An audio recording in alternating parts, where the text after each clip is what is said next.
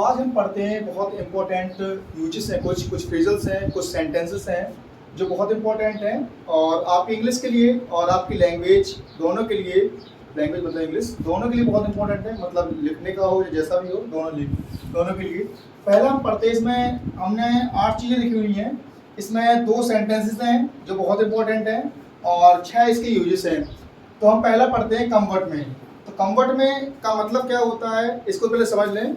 Comfort में का मतलब होता है चाहे जो कुछ हो जाए।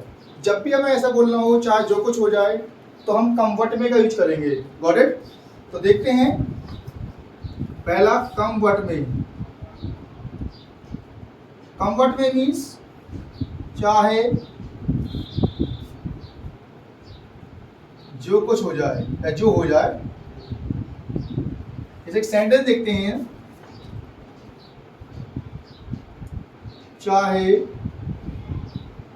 जो हो जाए मैं दिल्ली जाऊंगा। तो जब भी ऐसा सेंटेंस आता है चाहे जो कुछ हो जाए, चाहे जो हो जाए, तो आप कंफर्ट में का यूज करते हैं। तो बोलेंगे कंफर्ट में, पहले हमने लगा दिया चाहे जो हो जाए या जो कुछ हो जाए। अब मैं दिल्ली जाऊंगा, नॉर्मली सेंटेंस बना देंगे, I will go to Delhi. तो इस प्रकार से हम बहुत से सेंटेंस बना सकते हैं। और देखें, चाहे जो कुछ हो जाए मैं ये पेपर क्रैक कर दूंगा। सो कंफर्ट में I will crack this exam या पेपर। दूसरा देखते हैं, हम दूसरा पॉइंट देखते हैं, at any rate,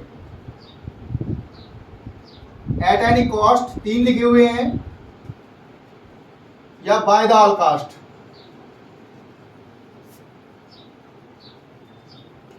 by the all cast, तीनों का मतलब होता है किसी भी कीमत पर।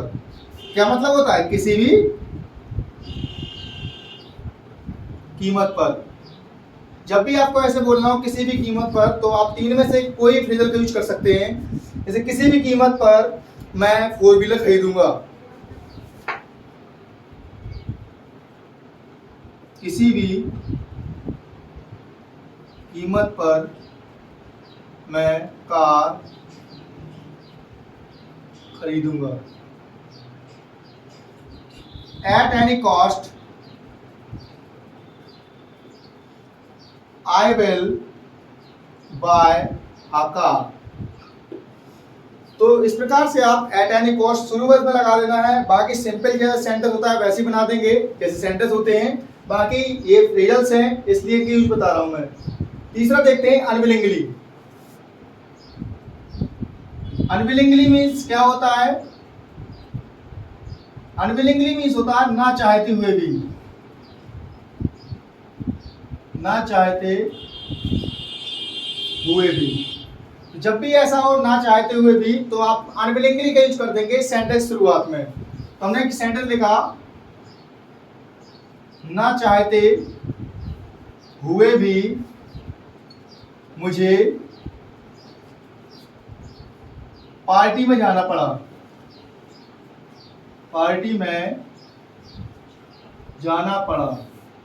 तो आपको मैं बता दूं, जो लास्ट में ये पढ़ा पढ़ी पढ़ता था पढ़ती थी कुछ भी आ जाए, तो आपको इसकी जो आइडेंटिफिकेशन पढ़ा पढ़ी पढ़ता था पढ़ती थी आया, तो had to helping verb use करते हैं। इसे हेल्पिंग वर्ब नहीं एम्फेटिक वर्ब बोलते हैं। एम्फेटिक का मतलब होता है दबाव सूचक, जिसमें हम प्रेशराइज करते हैं और दबाव देते हैं। तो ना चाहते हुए के लिए क्या लगाएंगे? अनविलिंगली। तो लगाएंगे अनविलिंगली, और मुझे कहाँ जाना पड़ा? पार्टी में। तो I had to go to party. So आप इस प्रकार से अनविलिंगली के लिए बहुत सेंटेंस बना सकते हो। ना चाहते हुए भी मुझे चाय पीनी पड़ी। Unwillingly I had to take tea. Next देखते हैं एटलीस्ट। एटलीस्ट का मतलब क्या होता है? कम से कम। कम से कम। तो कम से कम जब भी आ जाए शुरुआत में, तो आप एटलीस्ट का यूज करेंगे। जैसे बोलते हैं, एग्जाम्पल देखते हैं, कम से कम बाजार चले जाओ।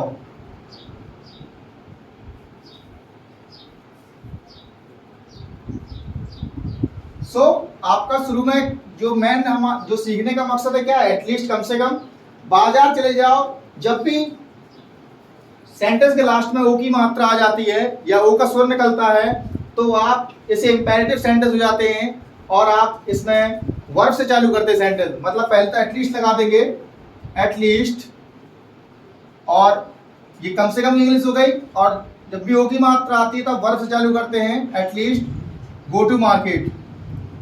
जब भी आपको ओ से ओ की मात्रा से लास्ट में खत्म हो सेंटेंस तो आप वर्ब से चालू करेंगे, जैसे पोंछा लगा लो, मॉप द फ्लोर, और खाना खा लो, टेक फूड। तो इस प्रकार से बना सकते हैं। चौथा पॉइंट, पांचवा पॉइंट देखते हैं, एज अर्ली एज पॉसिबल। इसको हम एज सुन एज पॉसिबल ही बोलते हैं, जितना जल्दी हो सके, जितना जल्दी हो सके बोलते हैं, जितना जल्दी हो सके।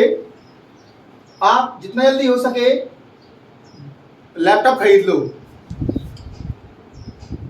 जितना जल्दी हो सके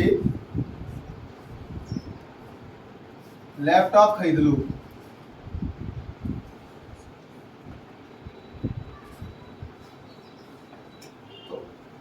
लैपटॉप खरीद लो, चाहे पहले इसको शुरू में लगा दें चाहे लास्ट में लगा दें। तो हमने इसको जैसे शुरू में लगा दे रहे हैं, as early as possible by a laptop.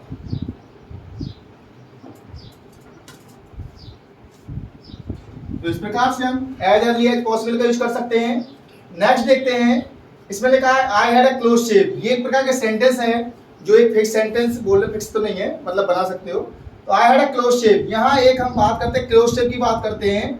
Close शेव का मतलब होता है बाल बाल बचना। जब भी आपको लगे बाल बाल बचना, कुछ ऐसा हो जाए जैसे वो है बाल बाल बच गया, मतलब बहुत क्लोज, नजदीक से, तो आप इसमें हेल्पिंग वर्ब, जो हेल्पिंग तो मैन वर्ब है, ये हैड का यूज करते हैं, ही हैड अ क्लोज शेव। लेकिन इसमें लिखा है आई हैड अ क्लोज शेव, मतलब मैं बाल बाल बच गया। तो जैसे लिखा हुआ है इसमें, I had a close shave, SHAV, मैं बाल बाल बच गया, वह बाल बाल बच गई, सी हैड अ क्लोज शेव। तो आप हैड और क्लोज शेव का यूज कर देंगे और सब्जेक्ट कोई भी चेंज कर सकते हैं। नेक्स्ट सेंटेंस देखते हैं, लिखा हुआ है don't be puppet of him, उसकी चमचागिरी मत करो। तो पपेट ऑफ मीन्स होता है चमचागिरी करना, तो don't be puppet of him, उसकी चमचागिरी मत करो। ऐसे आ जाए, उनकी चमचागिरी मत करो, don't be puppet of them.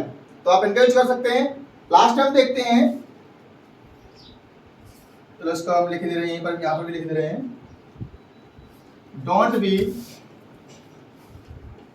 Puppet of him. आठवां पॉइंट देखते हैं,